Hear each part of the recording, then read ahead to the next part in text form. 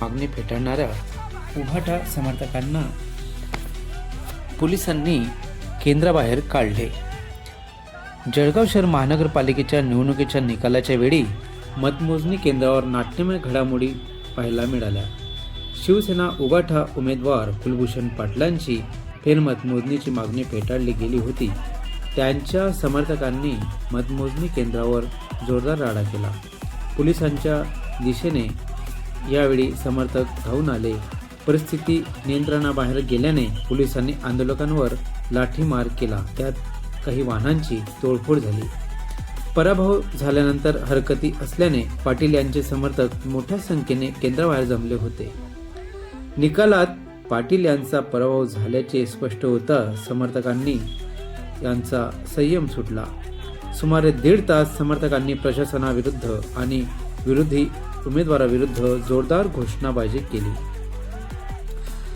दुपारी 4 वाजेच्या सुमारास मतमोजणी केंद्राबाहेर पाटील यांनी माध्यमांशी बोलताना सांगितले की प्रशासन अधिकाऱ्यांनी फेरमतमोजणी करावी अशी रास्त मागणी असूनही ती फेटाळली।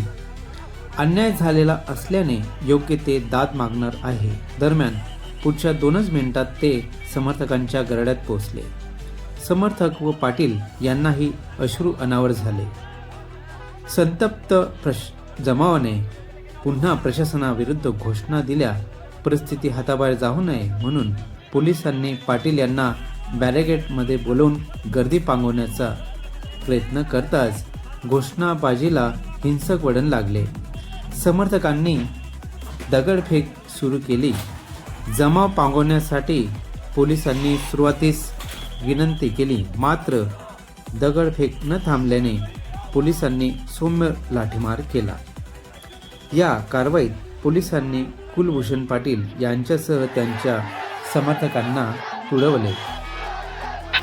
यावेळी कुलभूषण पाटील यांच्या समर्थकांनी या ठिकाणी मोठी गर्दी केली होती, तर पोलिसांनी बॅरिकेड्स लावून त्यांना या ठिकाणी रोखून ठेवले होते।